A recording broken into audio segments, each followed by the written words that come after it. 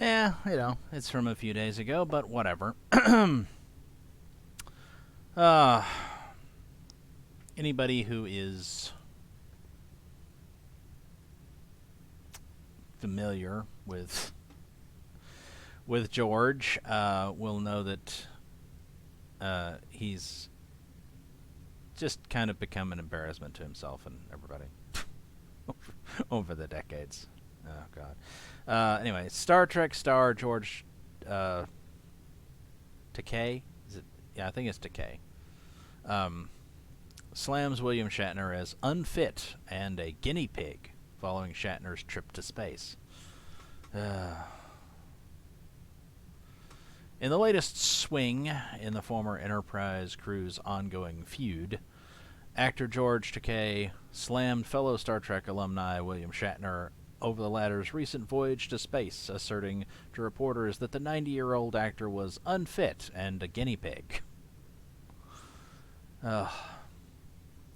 Asked by Page 6 for his thoughts on Shatner's spaceflight while speaking at the opening of the new Broadway play Thoughts of a Colored Man, oh God, on October 13th, Takei mockingly told the entertainment news arm of the New York Post he's boldly going where other people have gone before.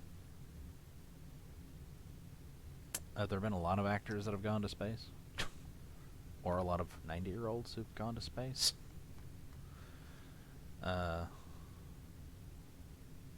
John Glenn was pretty old when... Didn't he go back to space? And he was like the oldest man to go back to space or whatever at the time. But he wasn't 90. Anyway, he's a guinea pig, 90 years old, and it's important to find out what happens, he continued. So, 90 years old is going to show a great deal more on the wear and tear on the human body, so he'll be a good specimen to study. What a dickhead. He snarkily concluded, although he's not the fittest specimen of 90 years old, so he'll be a specimen that's unfit. I mean, obviously William Shatner is a little bit heavy. Should be pointed out, though, that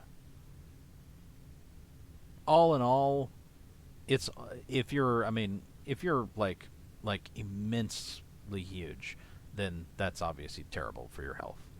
But to be somewhat overweight is actually, generally speaking, a lot healthier than to be underweight.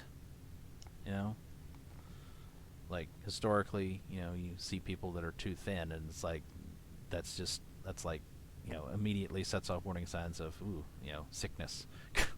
Whereas again, historically, it's like getting enough food to even avoid being underweight, let alone getting enough food to get overweight. It's like that was historically, again, sign of kind of success or whatever. Anyway.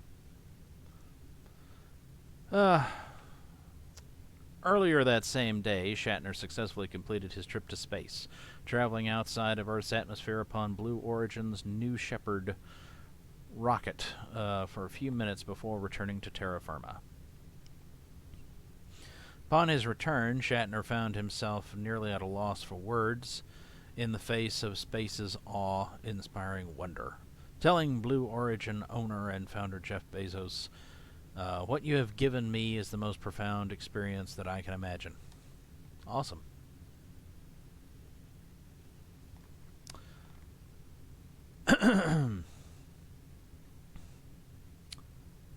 Related, William Shatner changed his mind now, opening Kevin Kirk appearing in next Star Trek film. Well, hopefully there won't be a next Star Trek film, unless it's one that retcons the, JJ Trek out of existence, and I'm sure it won't. So, no. There needs to not be any more Star Trek film, or, for that matter, any Star Trek TV shows until they've gotten rid of Kurtzman and all of those bastards. And I prefer to remember Shatner for his contributions in the past. I mean, I already have to live with Generations having been such a sucky way for him to go out, so I just assume that I just assumed that he'd retired from the role after Star Trek 6. That would have been a really high point to go out on. Anyway, so filled with emotion about what just happened, he told the former Amazon CEO. Former? Who's the CEO of Amazon now? I don't know. I don't keep track of that. It's extraordinary. Extraordinary. I hope I never recover from this. I'm not sure that's the best wording, but okay. I hope that I can maintain what I feel now. That's clearly what he meant. But anyway, I don't want to lose it. It's so much larger than me and life. I don't know. I'd go that far, I mean, would I? I mean, if it was perfectly not perfectly safe. If I was convinced it was reasonably safe, would I go if I could afford it to space just to have gone there? Yeah, maybe, but I don't know. I don't have any burning desire to go. I'm happy enough. It's like when I was a kid, my family, we traveled not to all over the country, but we traveled to a significant portion of it. Fairly significant portion of the country we drove around and saw, and that was nice. But as an adult, it's like I can't afford to go very far afield just to see things anymore, and it doesn't bother me that much. A little bit, but not much, because I keep thinking I'd rather go back and see what I saw before than to see something new in many respects. And I know that, like, the things that I saw before when I was a kid, it's like those things have changed. They're not as good as they used to be. Like, everything's kind of deteriorating and whatnot. So I don't know. Anyway. He added, and it hasn't gotten anything to do with the little green planet, the blue orb, and it has to do with the enormity, the quickness, and the suddenness of life and death, and okay, interesting. Emotion, so moving to me. This experience was something unbelievable. Interestingly, especially given how he negatively dismissed Shatner's spaceflight, seemingly apropos of nothing, Takei previously told New York Times Magazine in 2015 that the intra-Enterprise feud between him and Shatner is all coming from Shatner. He said, "It's not tension, it's all coming from Bill. Whenever he needs a little publicity for a project, he pumps up the so-called controversy between us," accused Takei at the time. "It's difficult working with someone who is not a team player. The rest of the cast, all understand what makes a scene work. It's everybody contributing to it.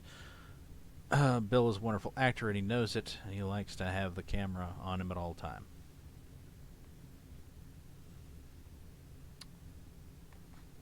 Season 3, Episode 17, That Which Survives. I remember that one. I liked that episode.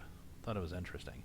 It's when they did the digital restorations and added new effects and shit, I don't think that they did much to... I don't think they really dropped in any new digital shit to kind of get across the ideas, because they were on a planetoid, but it was also like a ship. You'd think that they would have dropped in something digital to kind of make it seem like, make it more obvious that planet was not a planet. It was smaller, artificial, whatever. But I don't think they did that. Kind of disappointing. But anyway, it's interesting. Interesting. Well, I mean, most of the original series episodes were actually pretty interesting. There's one in particular that I don't really care for. My father despises it. He's always mistaken, though. Anytime he brings it up, he's always mistaken about the name. He always claims that the name of the episode is The Apple. But The Apple is the one with the machine god Vol, where the the primitives are, feeding it, fruit or whatever, I guess, for it to. I don't know if it's. I don't know how it's, consuming that for fuel is, whether that's matter and it has a store of antimatter, or maybe it makes antimatter, quantum charge reversal, something like that. I don't know. Don't know. Or maybe it's got a Mr. Fusion in it, where you just, throw trash in it. Makes energy out of it. I don't know. But anyway, it's like, that's the apple. The one my dad's always meaning to refer to, though, I think it's titled Eden or something like that, and that's the one with the space hippies. And yes, that is objectively the worst fucking episode of the original series ever. It's utter garbage. Oh my god, it's so annoying. Anyway, I mean, even it is kind of interesting in some respects that the space hippies are so desperate to get to this planet, which I think it's in the neutral zone, the Romulan neutral zone or something. So it's forbidden to go there, but they're just convinced. Oh, we can find the Garden of Eden. It's there or whatever. And weird shit. There is a very pleasant looking planet, but everything there's poison. So yeah. Anyway, all right. Well, where the fuck was I? However, just 1 year later, Shatner told Newsweek that he was confused over the apparent feud, as he had never really gotten to know Takei. He would come in every so often during the week while we were shooting Star Trek, recalled Shatner. I was busy learning lines and dealing with my life, so I really can't remember a meaningful conversation. I'm sure that would be my fault, my lack of attention. Well, there's probably the origin of it right there. It's like, George thought Bill was giving him the cold shoulder, but really Bill was just, I'm just busy, dude. Nevertheless, well, when we all wrapped that last day of shooting, it was all meaningful for all of us. Star Trek was canceled. Yeah, and it's depressing, too. It's like, I can't remember, was it like the next year or just a few years, something like that. It's like, NBC tried to cancel Star Trek after the second season, and the fans did a massive letter campaign writing in saying, to keep the show on the air, and so they accepted the demands of the fans, and they renewed it for one more season, and then they canceled it. And I think the reason why they were willing to cancel it is because they didn't understand how popular it was, and it was just like a year later or a couple of years later, something like that, that they introduced new rating system or whatever, where they were able to to know how how popular things were. And if they'd known at the time how popular Star Trek was, they never would have canceled it. It would have gotten its full 5-year run. So that's unfortunate. Not not exactly the same thing. Of course, is something kind of the reverse. Well, not the reverse. Well, whatever. Battlestar Galactica. Some people, I think, mistakenly believe that the original Battlestar Galactica series was canceled because it wasn't popular enough, and that's not true. ABC or whatever network was running it, they knew how popular it was, and they understood that, yes, this is really popular, and there's absolutely no reason to cancel it, except that we can't fucking afford it. Because, it was, despite the... that's going to start a larger conversation. We'll get into that some other time about Mandela effects and shit. But anyway, it's like it was. It ran in, was it 78 and 79? I think 78, 79 season. That's because of Star Wars. That Star Wars had proven that sci-fi could be really popular, really commercially successful in 77, and then Battlestar Galactica was known as the Star Wars of the small screen for that reason, because it was very similar to Star Wars and in its being a big sci-fi action spectacle thing. But the thing is, it's like it was proving too expensive for them to produce. It was costing so much money that regardless of how popular it was, it's like, we can't afford it. We cannot afford to keep this thing on the air. Now, they retooled it into Galactica 1980 to try to make it cheaper, but of course, in doing so, they completely destroyed the show, and it was just garbage. But like I said, it's like that's the difference. It's like Star Trek never would have gotten canceled because it was insanely popular, and if they'd just known that, they would have kept it on the air. And then, you know, a decade or so later, they knew that Battlestar Galactica was super popular and would have kept it on if they could afford it, but they couldn't. So, anyway, Star Trek was canceled. He explained, until this moment, in his apartment, we had not spoken. Not so long after that very friendly time, he began to say very mean things about me. Why? Jealous asshole. Notably, at 90 years of age, Shatner's recent spaceflight has granted him the honor of being the oldest person, I figured it, at current to ever travel in space, or travel to space. Congratulations. What do you make of Takei's most recent swing at Shatner? Let us know your thoughts on social media or in the comments below. Once again, I think we'll avoid looking at the comments.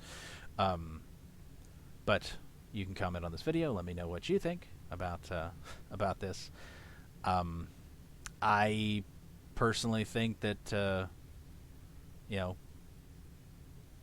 both the character of Kirk, one of the most popular in all of science fiction, throughout history, probably will remain that way in many respects.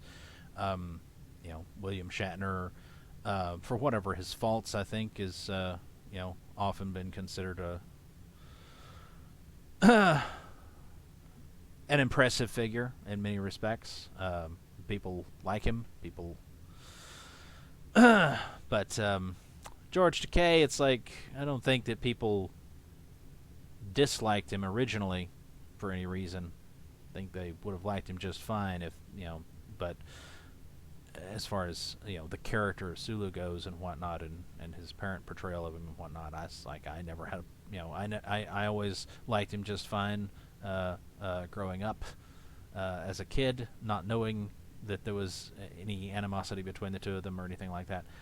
But I got to tell you, it's like as I grow older and became an adult and learned some things about what George was like. No, not the fact that he's gay. Who gives a shit about that? But that he is, unfortunately, sort of tied in with that, I suppose, his identity is, him being a leftist dickbag. And it's like, and frankly, it's like even before I stopped being a leftist myself, I found him kind of annoying. He was just always, it's just you learn things about the man personally, and you find yourself. I mean, I can go and watch Star Trek the original series or the original series movies with him in it, and I enjoy it just as much as I did. It doesn't, like, knowing that the actor is an ass doesn't change my enjoyment of what he was in. Maybe that's because I saw it before I knew he was a piece of shit. Don't know. I like to think that I can, separate the two, the real person from the, role. But anyway. But yeah, it's like I mean, you grow up watching these TV shows and movies with these actors in it.